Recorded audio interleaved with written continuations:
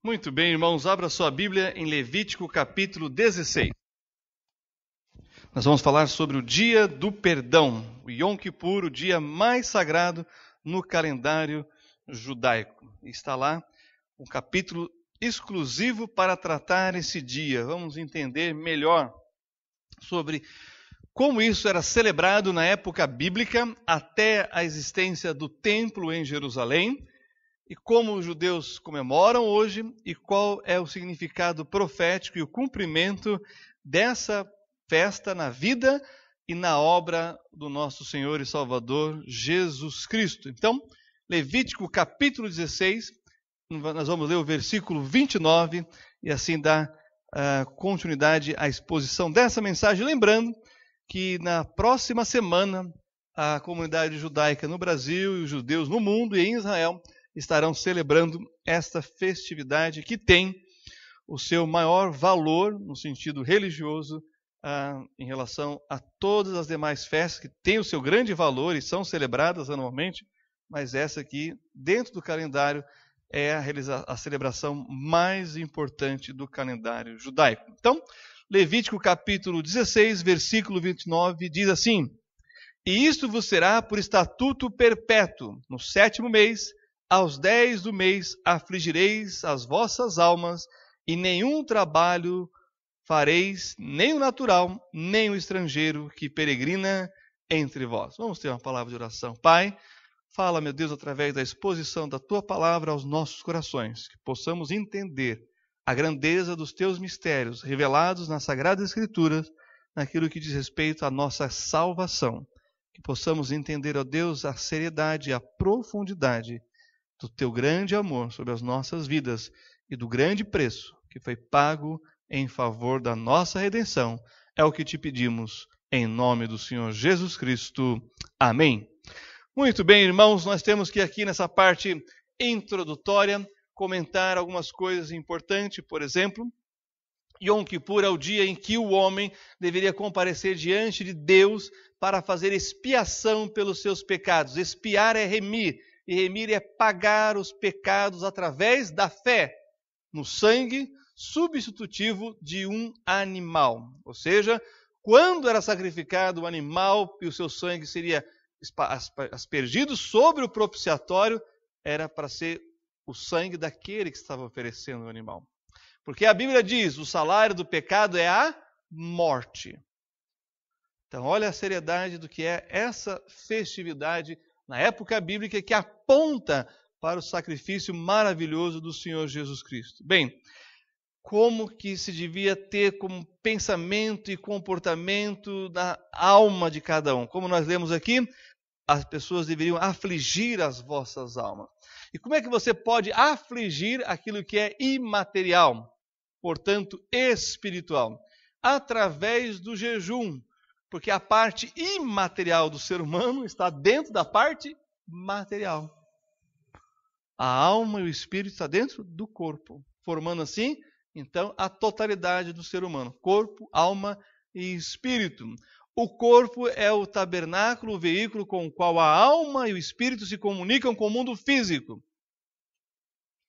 E o espírito é a parte com a qual a alma se comunica com o mundo espiritual. Então, o homem é formado por essas três partes. A parte material, física, o corpo, e a parte imaterial, a alma e o espírito. Às vezes confundem alma com espírito, mas a palavra de Deus é o único que pode separar entre alma e espírito. A gente mesmo não consegue, mas a palavra de Deus sim. Porque a palavra de Deus é a revelação do Senhor sobre a sua própria criação, incluindo o homem. Bom, através do jejum, você pode então afligir a alma. O jejum restrito ao corpo afeta a alma, porque a alma está no corpo. Como é que é feito esse jejum? Total. 25 horas sem comer e sem beber. Mostrando a fragilidade e a dependência do homem a Deus. Olha só o versículo 16. que nós encontramos. Assim fará expiação pelo santuário por causa das imundícias dos filhos de Israel e das suas transgressões e de todos os seus pecados. E assim fará para a tenda da congregação que reside com eles no meio das suas imundícias, reconhecendo não só a fragilidade, mas a pecaminosidade do ser humano. As pessoas estão se perguntando como que os seres humanos são capazes de fazer a maldade. Está aqui a resposta: o pecado. Quando o pecado domina, o que você vai fazer é o mal. Por isso que o Senhor disse, o pecado está à porta, mas você tem que dominar sobre ele. E aí a importância do jejum. No versículo 21 nós também lemos: e Arão porá ambas as suas mãos sobre a cabeça do bode vivo, e sobre ele confessará todas as iniquidades dos filhos de Israel, e todas as suas transgressões, e todos os seus pecados, e os porá sobre a cabeça do bode, e enviá-lo-á ao deserto pela mão de um homem designado para isso. Ora, por que o animal inocente e puro deveria ser sacrificado? Por causa do pecado do ser humano. Sabe quando Adão e Eva pecaram e perceberam que estavam nus, o que eles fizeram? Eles escolheram folhas de figueira e fizeram aventais para eles. Sabe o que o Senhor fez? Tirou as folhas de figueira e matou um animal e os vestiu com a pele daquele animal. Ou seja, o pecado gera a morte. É por isso que o Senhor Jesus veio para morrer, no meu e no seu lugar. Por isso a gravidade dessa celebração que nós estamos mencionando agora. Um dia solene de descanso. O Yom Kippur se tornava um Shabat, porque, como a gente leu no versículo 29, não se podia trabalhar naquele dia. Ora, como é que você tem que voltar a sua mente, a sua força, tudo aquilo que é de energia, voltar para Deus, sendo que você tem que trabalhar e tem compromisso. Então, por isso que é um Shabat. Você não trabalha, né, na época bíblica era assim, e você volta-se totalmente, inteiramente, para entender aquilo que estava acontecendo espiritualmente falando, tá certo? E olha só, a gravidade era tão séria que no versículo 29, aliás, no capítulo 23, versículo 29, passa algumas páginas aí, melhor dizendo, capítulo 23 de Levítico, no versículo 29, que fala sobre essa festa também, olha a advertência que nós temos aqui. Diz assim, eu vou ler para os irmãos, Levítico 23, 29, diz assim: porque toda alma que naquele mesmo dia se não afligir, será extirpada do seu povo. Olha a gravidade que é. E no versículo 30, nós temos aí a condenação de se trabalhar nos sábados e em especial no Yom Kippur, que é chamado o sábado dos sábados. Versículo 30, também toda alma que naquele mesmo dia fizer algum trabalho, eu a destruirei do meio do meu povo. Então perceba, irmãos, estamos olhando para trás para entender a gravidade dessa festa e entendermos o valor do sacrifício de Jesus Cristo por mim, por você, por toda a humanidade. Uma festa tão importante também tem aí a parte dos preparativos, não é? Que a gente quer mencionar aqui, essa parte que eu estava falando agora, a parte dos preparativos. Olha só, versículo 1 do capítulo 16, volta lá. Diz assim: e falou o Senhor a Moisés, depois da morte dos filhos de Arão, que morreram quando se chegaram diante do Senhor. Olha que interessante. Eles estavam entrando de uma forma irresponsável no lugar santíssimo, e Deus então liquidou eles. E Deus disse: olha, não é para entrar de qualquer jeito, em todo o tempo. E para entrar, tem os requisitos. É uma vez por ano, e com sacrifício pelo sumo sacerdote, pelo povo, para assim então poder fazer os sacrifícios estipulados no Yom Kippur. Então, tempo certo, pessoa certa e o jeito certo. Não podemos esquecer, irmãos, que o livro de Levítico está muito ligado com a parte de adoração a Deus. E não se pode, olhando para esse livro, não se pode adorar a Deus de qualquer jeito. Não se pode adorar a Deus nem do nosso jeito. Mesmo que a gente ache que é o nosso melhor jeito. Deus tem que ser adorado do jeito dele. A gente não tem a preocupação quando vai dar presente para alguém, será que aquela pessoa vai gostar? Será que ela se identifica com isso? Ora, porque você quer agradar a pessoa, não é isso? Agora imagina um ato de adoração a Deus. Não é o que vai te agradar, é o que vai agradar a Ele. Aí a seriedade dessa festa aqui. Versículos 11 a 14, vamos ver essa dimensão, né, daquela época, como era exigido do sumo sacerdote, os seus preparativos. E Arão fará chegar o novilho da expiação, que será por ele, e fará expiação por si e pela sua casa, e degolará o novilho da sua expiação. Tomará também o incensário cheio de brasas de fogo do altar, de diante do Senhor, e os seus punhos cheios de incenso aromático, moído, e o levará para dentro do véu. Só para vocês terem uma ideia, esse incenso aromático era exclusivo de Deus, tem uma receita que não podia ser copiada e vendida ou comercializada para outras ocasiões, é só e exclusivamente para Deus. Versículo 13: E porá o incenso sobre o fogo perante o Senhor, e a nuvem do incenso vai cobrirá o propiciatório que está sobre o testemunho, para que não morra. E tomará do sangue do novilho, e com o seu dedo espargirá sobre a face do propiciatório para o lado oriental, e perante o propiciatório espargirá 7 vezes do sangue com o seu dedo. Propiciatório era a tampa que cobria a arca da aliança, onde estava esculpido em ouro os 2 querubins. No lugar chamado Santo dos Santos, lugar santíssimo. Ele entrava uma vez por ano com toda essa parte de incenso, fogo e o sangue, e aspergia 7 vezes com o dedo. 7 na Bíblia, sabemos, é o número da perfeição, ou seja, uma expiação perfeita, um pagamento perfeito, para que ele não morresse.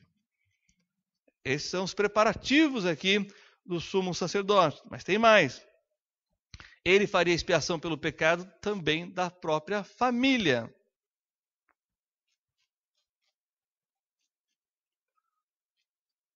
Olha só, vamos lá para o Levítico capítulo 16, versos 3 e 4. Diz assim: Com isto Arão entrará no santuário com um novilho para a expiação do pecado e um carneiro para o holocausto. Vestirá ele a túnica santa de linho e terá ceroulas, as partes cobertas, as partes íntimas dele. De linho sobre a sua carne, cingir-se-á com um cinto de linho e se cobrirá com uma mitra de linho. Estas são vestes santas, por isso banhará a sua carne na água e as vestirá.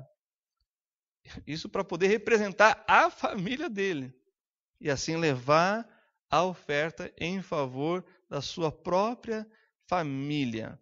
Irmãos, isso aqui é muito interessante. Segundo a história judaica, também era colocado um cordão em volta da cintura do sumo sacerdote, porque se ele morresse lá dentro, quem que ia ter coragem de entrar? Ninguém ia ter coragem de entrar. Então o que eles faziam? Puxariam ele. Aí a gente vê a seriedade que é essa questão da adoração a Deus e de fazer a expiação pelo pecado. Bom, também nós temos aqui algo que é muito importante, que é a oferta de holocausto. O holocausto era uma oferta voluntária.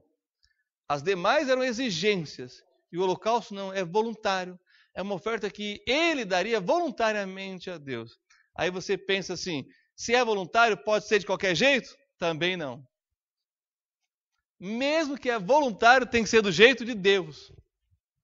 Eu não sei você, mas talvez a gente vai perceber que nem sempre aquilo que nós intentamos fazer, por mais aparentemente bom que seja, nem sempre dá certo. Porque não pode ser aparente para a gente, tem que ser de acordo com Deus, irmão. Esse é o critério para a gente acertar. Por que a gente percebe que outros acertam mais do que alguns? Porque tem esse cuidado na vida de fazer conforme a vontade de Deus. É a minha vontade, mas a minha vontade é a vontade de Deus, mas não é naquilo misterioso ou místico, naquilo que está revelado. Então, leia o manual e você vai ter mais chances de acertar. Feito essa parte por ele e pela família, agora então ele faz pelo povo.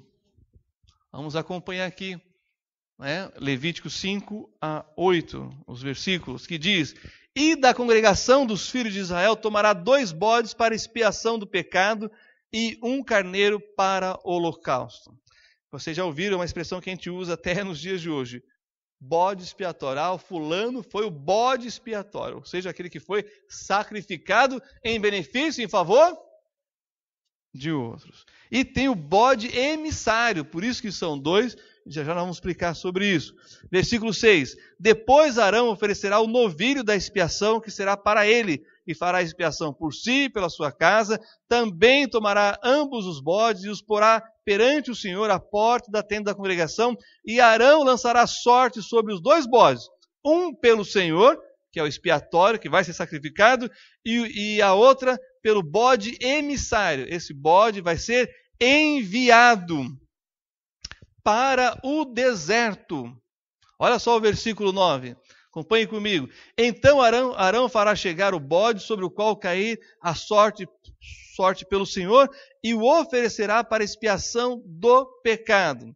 E o bode emissário, versículo 10. Mas o bode sobre o que cair a sorte para ser bode emissário, apresentar-se-á vivo perante o Senhor, para fazer expiação com ele, a fim de enviá-lo ao deserto como bode emissário.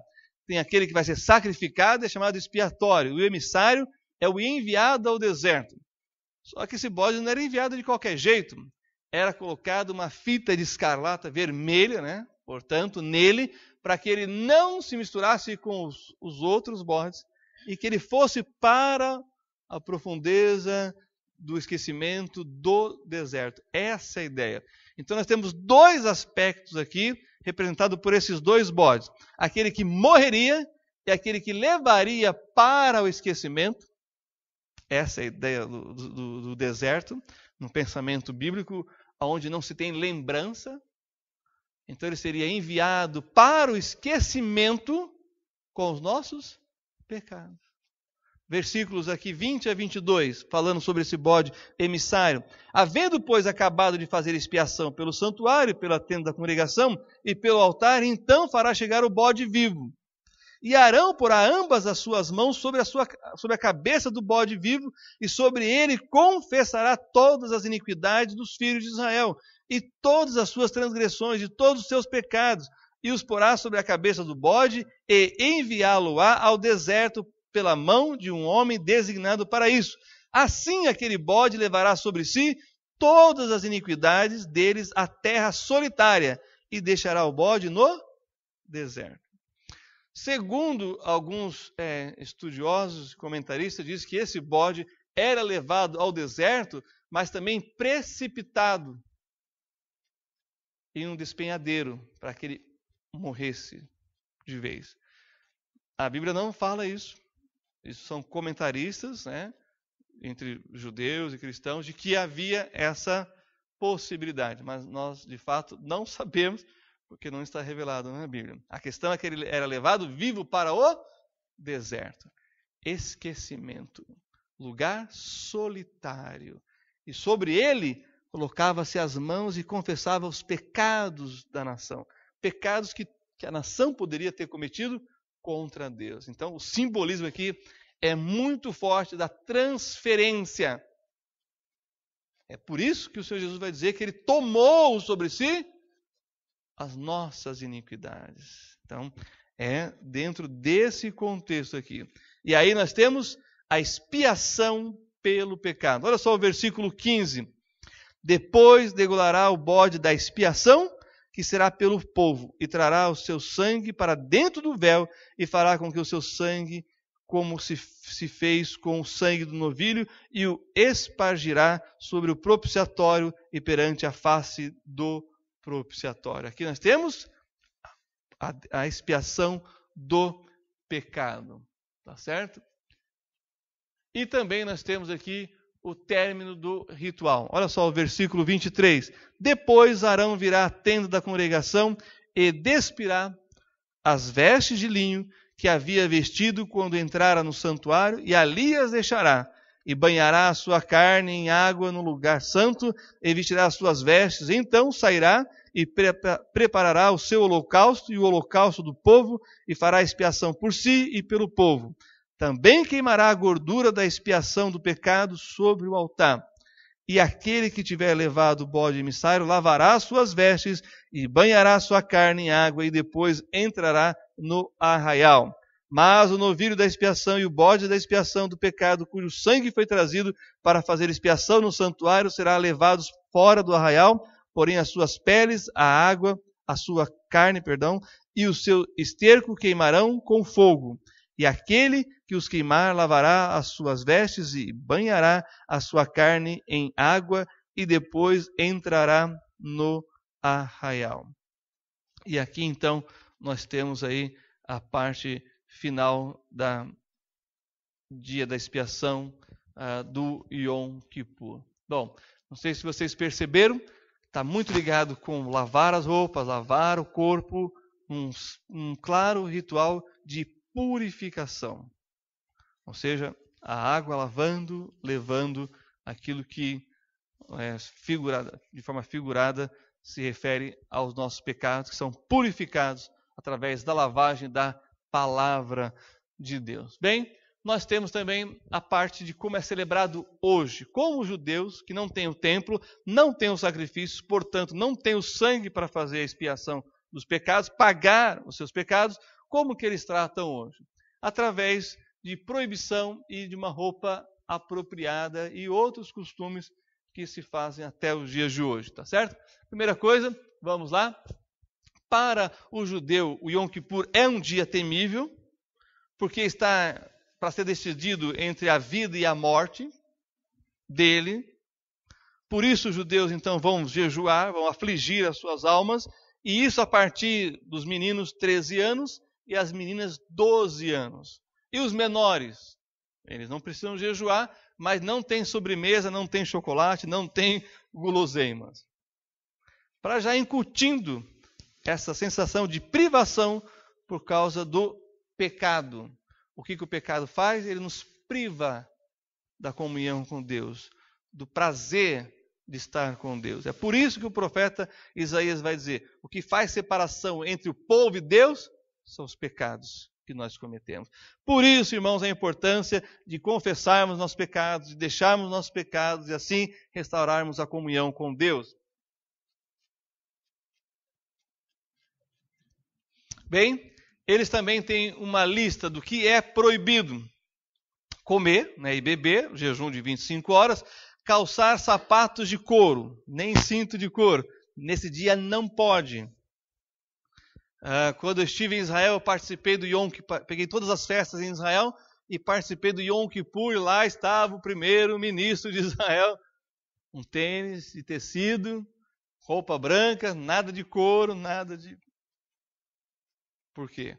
O couro na Bíblia representava ostentação, poder aquisitivo mais elevado. Então, nada de confiar em si mesmo. A confiança e a dependência deve estar em Deus. É proibido lavar-se. Olha só que coisa interessante. Perfume ou maquiagem. Também não pode passar óleo ou creme, nem ter relações sexuais.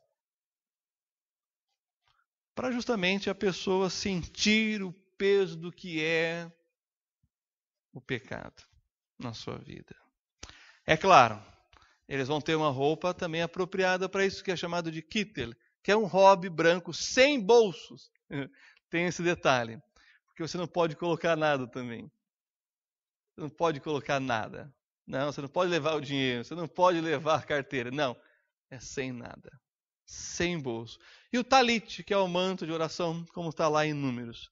E aí, então, vem a pergunta. Mas sem o templo, como fica a expiação? Não tem como fazer expiação.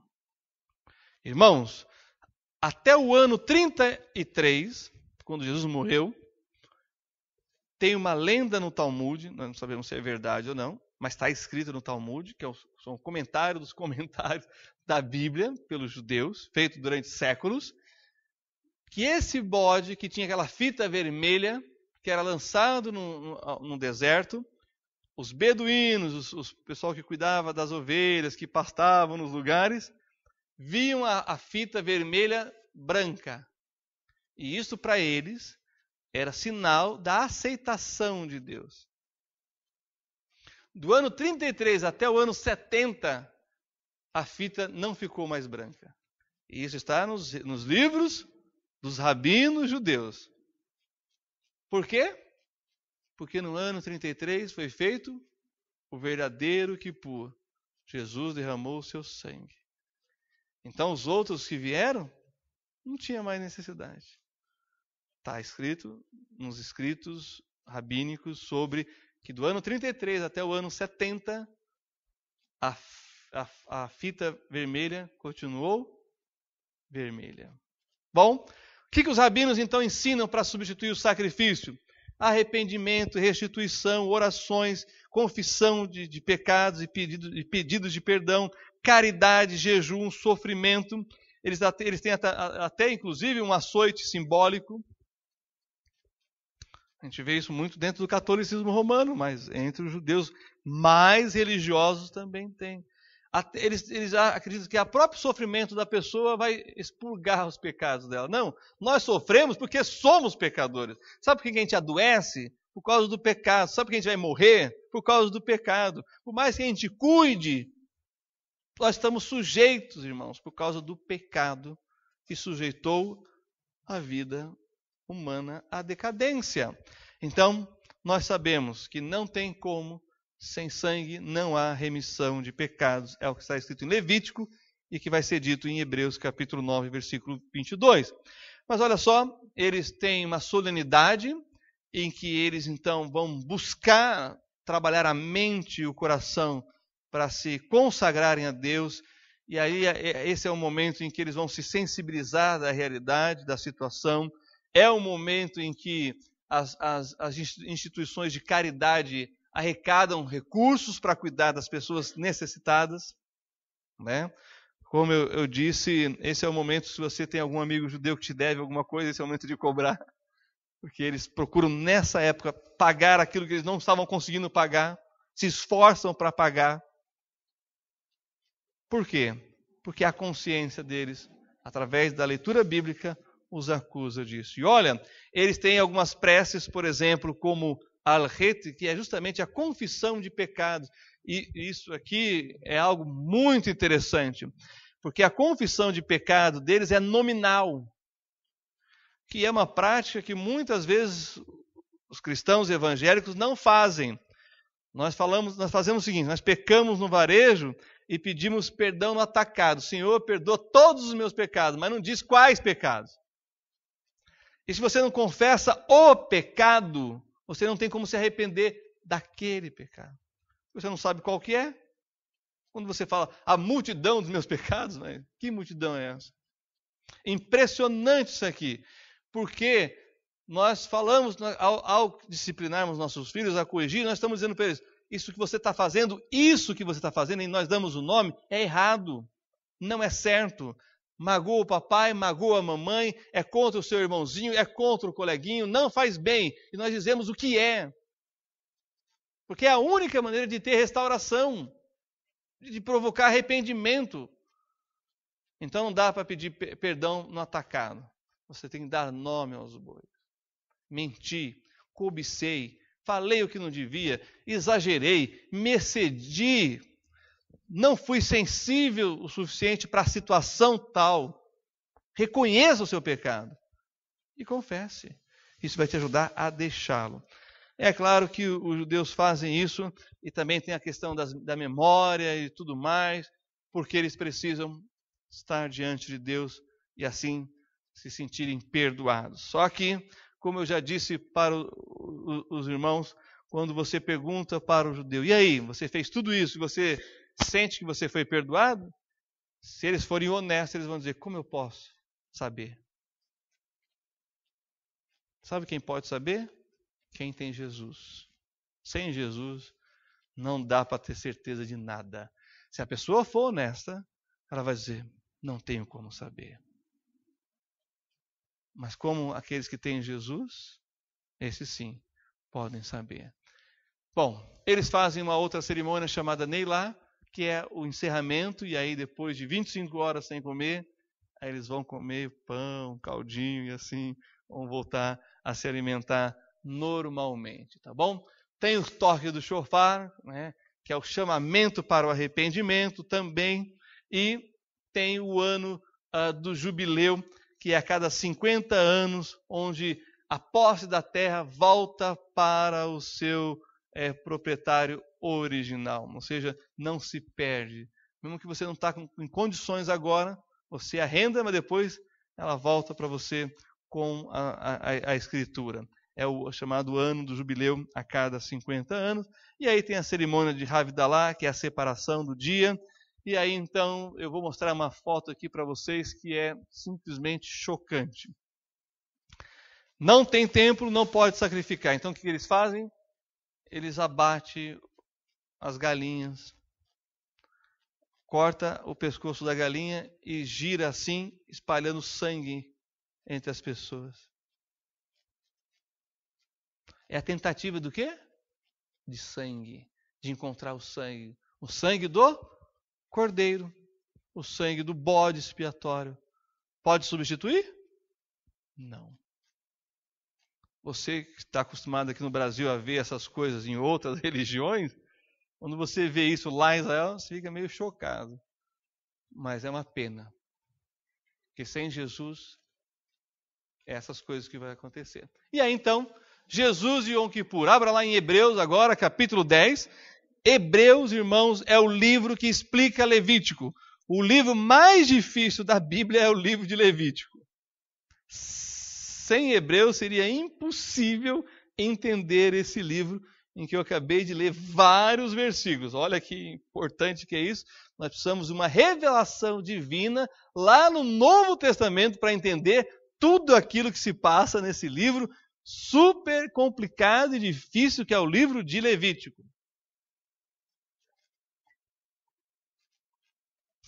E aí então nós temos as informações que precisamos para compreender tudo isso. Olha aqui, capítulo 10 de Hebreus, versículo 1, diz assim: porque tendo a lei a sombra dos bens futuros, e não a imagem exata das coisas, nunca pelos mesmos sacrifícios, que continuamente se oferecem cada ano, pode aperfeiçoar o que a eles se chegam. Ou seja, fazia o sacrifício no ano e no próximo ano também. É isso aqui. Ora no versículo 4. Porque é impossível que o sangue dos touros e dos bodes tire os pecados. Agora o versículo 10. Na qual vontade temos sido santificados pela oblação do corpo de Jesus Cristo, feita uma vez. A oblação aqui é o derramar do sangue. E se você olhar para o capítulo 9, que está aí do lado, versículo 22, diz assim: e quase todas as coisas, segundo a lei, se purificam com sangue, e sem derramamento de sangue não há remissão. O que é remissão? Perdão dos pecados através de pagamento. E o pagamento é a ovelhinha, é o cordeiro, é o bode, no lugar do ofertante. Tá certo? Agora o que nós vamos fazer? Nós vamos identificar Jesus nessa festa. Olha só, tudo foi executado pelo sumo sacerdote. Jesus é o sumo sacerdote. Só que Jesus não é sumo sacerdote da linhagem de Arão, porque da linhagem de Arão nós temos a tribo de Levi, e Jesus é da tribo de Judá, mas Jesus é de um sacerdócio superior, que é o sacerdócio de Melquisedeque. Vamos lá para o Salmo de número 110, já vamos voltar para Hebreus, mas só para confirmar isso, no Salmo 110, versículo 4, nós temos essa referência. Percebam, irmãos, que o que nós temos aqui é o cumprimento de tudo aquilo que foi revelado acerca daquilo que o Messias, que nós sabemos quem é, o Senhor Jesus, deveria realizar. Olha só, Salmo de número 110, versículo 4 diz: jurou o Senhor e não se arrependerá. Tu és um sacerdote eterno. O sacerdócio de Arão era temporário. Ele morreu, veio o filho, depois morreu, veio o neto. Mas esse aqui é um sacerdote eterno, segundo a ordem de Melquisedeque, a quem Abraão ofereceu o dízimo e também, né, pediu ali para ser abençoado por ele. Olha só, voltando para Hebreus, quem é esse sumo sacerdote? Jesus, capítulo 7, versículo 13. Porque aquele de quem estas coisas se dizem pertence a outra tribo, da qual ninguém serviu no altar, visto ser manifesto que nosso Senhor procedeu de Judá, e concernente a essa tribo nunca Moisés falou de sacerdócio. E muito mais manifesto é ainda se é a semelhança de Melquisedeque se levantar outro sacerdote. E aí ele vai dizer que Jesus foi feito sacerdote segundo a ordem de Melquisedeque no versículo 17. Mas e o bode expiatório? Também aponta para Jesus, que foi sacrificado. E olha que interessante, quando a gente olha aqui Hebreus 10, 10, olha só o que nós vamos encontrar novamente aqui em Hebreus 10, 10. Em que na oblação do corpo de Jesus, feito por uma vez, o seu sangue foi derramado como do bode expiatório. Mas o sumo sacerdote também entrando no Santo dos Santos é um tipo de Cristo, entrando no santuário celestial. Sabe, o tabernáculo, Deus mostrou no céu. E Moisés viu no céu o tabernáculo que era para ele fazer na terra. Então existe um tabernáculo no céu, onde Jesus subiu para derramar o seu sangue. Enquanto o sumo sacerdote sozinho entrou no Santo dos Santos, Jesus sozinho entrou no santuário não feito por mãos humanas. E ali, como sumo sacerdote, ele ofereceu a si mesmo. E aqui então nós temos algo maravilhoso. Olha só no versículo 28 do capítulo 9 de Hebreus. Assim também Cristo, oferecendo-se uma vez para tirar os pecados de muitos, aparecerá segunda vez sem pecado aos que o esperam para a salvação. Vocês perceberam que enquanto em Levítico era para cobrir o pecado, com Jesus ele é retirado. Bom, e quando a gente fala sobre o Yom Kippur e o cristão? Aqui, irmãos, só através de Jesus que a gente pode ter o perdão. Olha só, capítulo 10, versículo 9 diz: Então disse, eis que aqui venho para fazer, ó Deus, a tua vontade. Tira o primeiro para estabelecer o segundo.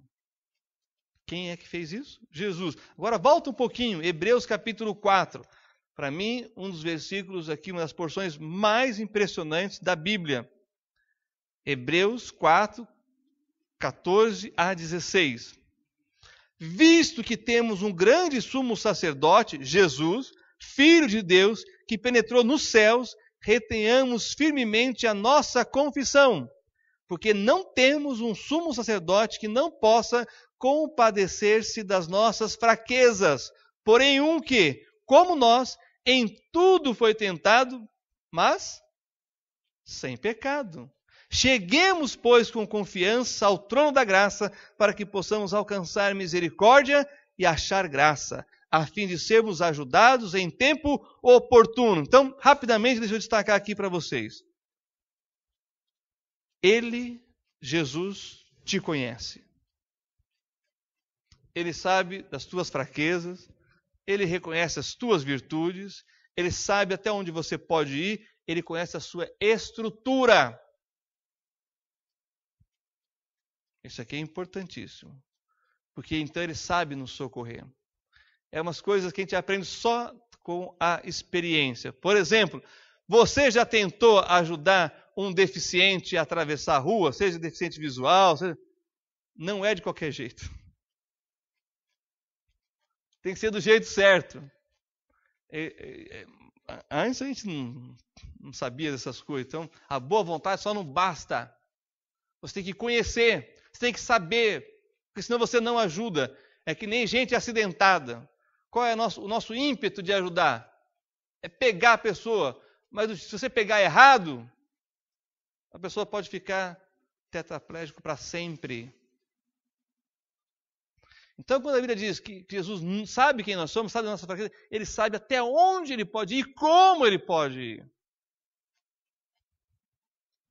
Irmãos, às vezes a gente pensa que vai ajudar as pessoas, mas se não for do jeito certo, a gente vai estar atrapalhando. Aqui não.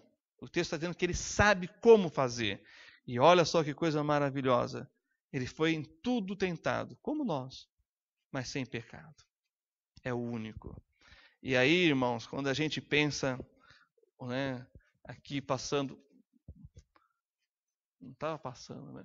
Quando a gente pensa aqui, Yom Kippur nas palavras de Jesus, agora isso aqui, tudo que a gente viu até agora de forma prática. Abra lá, Mateus capítulo 6, versículos 12, volta aí, o texto, as páginas, Mateus capítulo 6, versículos 12 a 15. É conhecido, mas agora eu quero colocar dentro desse contexto. Jesus falando, hein?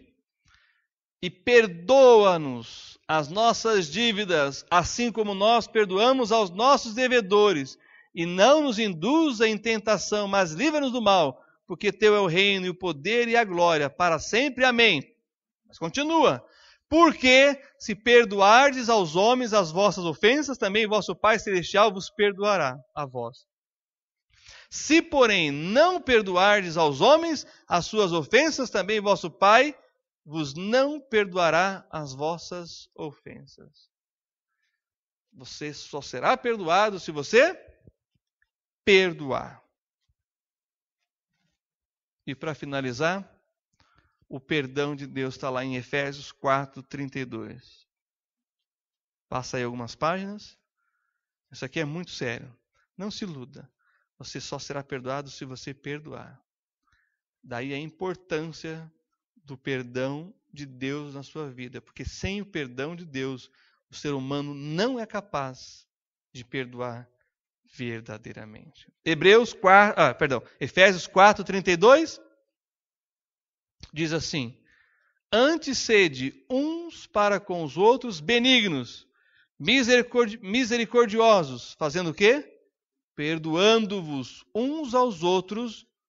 Olha aqui o detalhe, como também Deus vos perdoou em Cristo. O judeu, no Yom Kippur, ele espera que o nome dele seja escrito no livro da vida por 1 ano. Mas nós, que temos a revelação de Deus completa, ao crer em Jesus, temos o nosso nome escrito no livro da vida para sempre. E aí, irmãos, quando você pensa, e qual é o preço disso? O sangue do próprio Deus. O que podemos fazer senão perdoar 70 vezes 7? Porque se fomos perdoados eternamente, ao ponto de termos o nosso nome escrito no livro da vida, por que é tão difícil perdoar? Agora, perdoar não quer dizer que você está concordando com o erro daquela pessoa. Você está apenas se tornando livre do pecado dela contra você. Porque os nossos pecados estão diante de Deus. E Ele vai trazer a juízo todos os pecados. Por isso a importância de termos o perdão dele. Essa é a coisa mais importante na vida. Termos o perdão de Deus. Feche seus olhos, abaixe sua cabeça. Vamos ter uma palavra de oração neste momento. Pai, obrigado, Senhor, porque toda essa história do Yom Kippur simplesmente aponta pelo maior feito na história da humanidade. Deus em Cristo perdoando o homem. Obrigado por esse perdão tão maravilhoso. E ajuda-nos, ó Deus, nesse mundo tão difícil, a perdoarmos aqueles que têm nos ofendido. Que possamos viver, ó Deus, na liberdade do Senhor, e sermos capazes de perdoar, para não sermos escravos daqueles que pecam contra nós. É o que eu te peço e te agradeço por Jesus, nosso Senhor e Salvador, e no nome de quem eu oro. Amém. Deus abençoe os irmãos, uma boa semana, e que Deus possa guardar e proteger a cada um, e possamos perdoar, em nome de Jesus.